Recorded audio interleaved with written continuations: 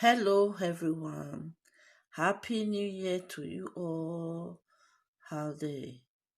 Please, if today is your first time of coming across my YouTube channel, kindly subscribe, like, comment, and share. God bless you as you do that.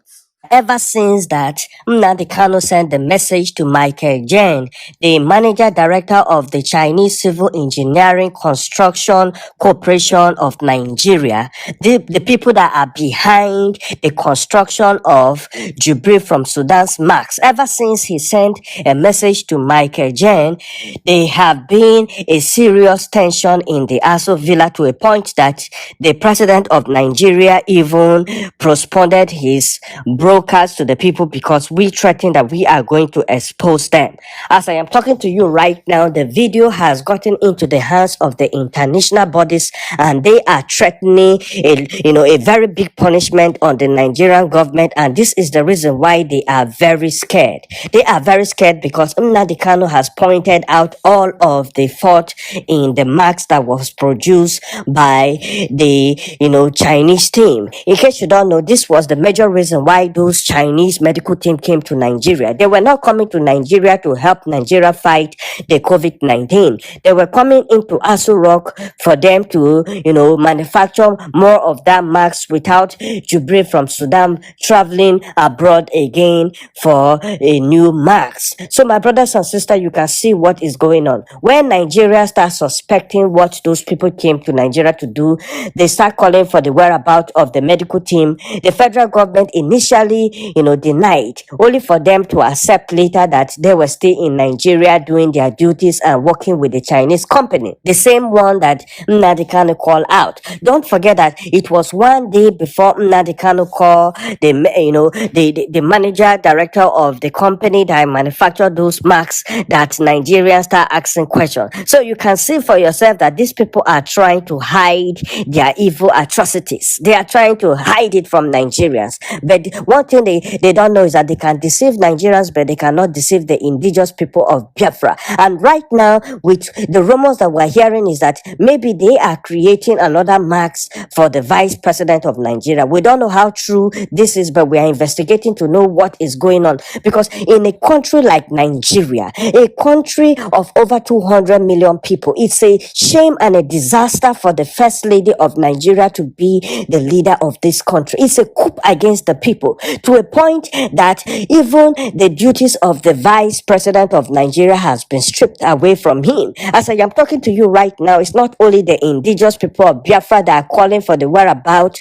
of the vice president of Nigeria. Even PDP, 3 days ago called for the whereabouts of Osibanjo because the duty of Osibanjo was stripped away from him and handed over to Boss Mustafa. We don't understand how Boss Mustafa will have the power to, broadcast the speech of the president in place of the president because he could not talk to the people instead of the vice president of Nigeria. So if truly they are telling us that the vice president of Nigeria is in the Aso Villa, then why is Boss Mustafa doing his duty? If truly they are telling us that the president is in Aso Villa and he's not scared to come out to talk to the media, then why is the first lady of Nigeria, Aisha Buhari, doing his duty? Can you see what is going on? When Nnamdi Kanu started a campaign of Aso Rock is empty, which it was indeed empty, they realized that the people are going to, start knowing their lies. That was when they brought a new chief of staff in person of Professor Ibrahim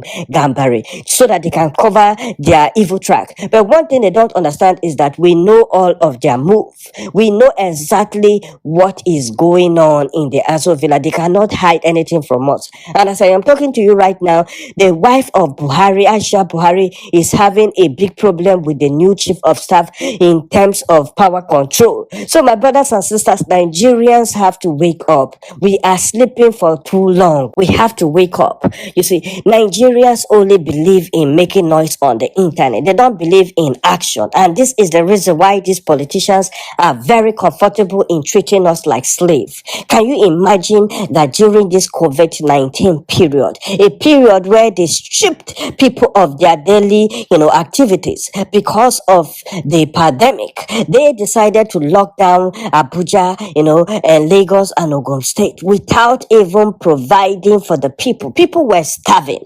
The government of Jubilee deceived the people that they are going to provide a stimulus package to help the vulnerable people that could not feed themselves during this pandemic, yet they did not fulfill it. They only deceived the people and they let everything slide. You see, the one that shocked me is that Nigerian people did not even make noise in this regard. They only make noise on the internet and nobody came out to protest. Do you know that America has already delivered the first stimulus package? They are now preparing to give the second one. Yet a country that has oil and all the mineral resources could not feed her citizens for one good month. And some people are still telling me that Nigeria go better, Nigeria this, Nigeria that, one Nigeria.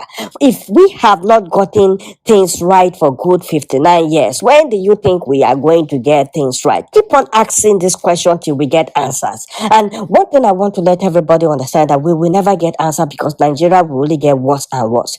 You can see the kind of money that's recovered from Abacha.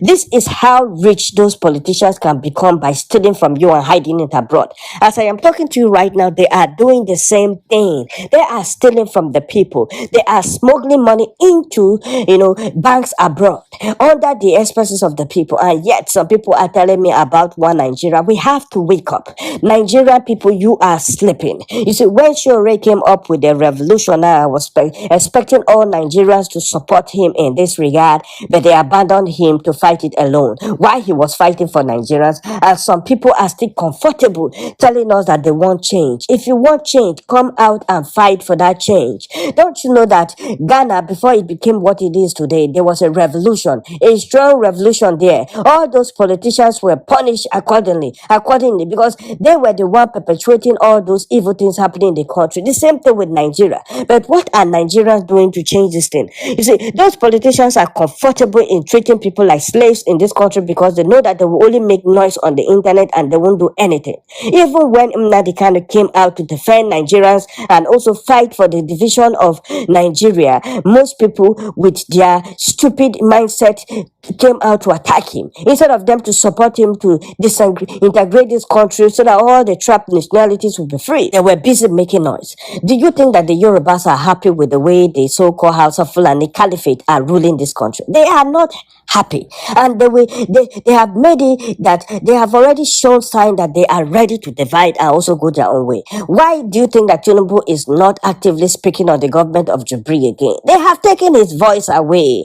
What do you expect? Have the House of Fulani Cabal not always disappointed the Yorubas? It has always been like this right from the early stage of Nigeria. They have done this to Awolowo, Abiola, many of them.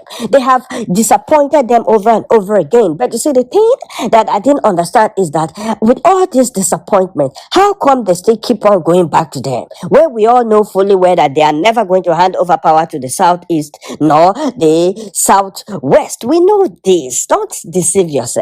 You see, go and ask people like Oji Kale and Rogers Okorocha. They will tell you the truth about dealing with the so-called northerners. Now, Rogers Okorocha is opening his mouth and saying that the northerners are the southeast are marginalized. They are now, for the first time, this man has accepted the truth. The truth he has tried to subdue for a long time because of his political career. They are selfish people. They care about only themselves and their family. They don't care about the people. They care about only, attending strong political position in the country so that they will keep on subduing and oppressing people. This Rogers Okorocha was the same man that arrested our mothers and imprisoned them simply because they were agitating for the freedom of our land. And now he's opening his mouth to say that we are marginalized. So are you trying to tell me he does not know this all along? Look at people like Oji Kalu. When they put him in prison, he was shocked. He thought that, okay, when you are in APC and you are supporting them and helping them with all their evil atrocities, especially the ones that they are keeping short in the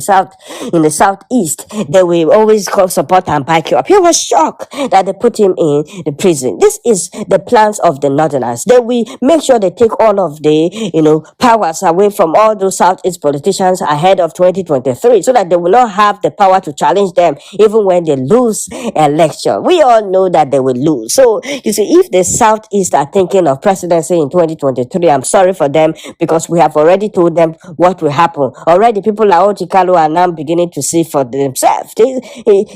he's now beginning to say for himself that the Northerners will never support anything concerning the Southeast. So, my brothers and sisters, let us open our eyes and speak the truth to each other if we truly want to be free from the hands of our oppressors. The House of Fulani Caliphate are the biggest problem that we are facing in this country. If we all collectively join forces together to tackle them, to fight them, you will see that Nigeria will become the country of our dream. So please, I want to use this medium to appeal to our brothers and sisters around the world. If you are from the eastern region and you are listening to my voice right now, make sure you join the indigenous people of Biafra under the leadership of Nnamdi Kanu, and let us all fight for the freedom of our great nation, Biafra.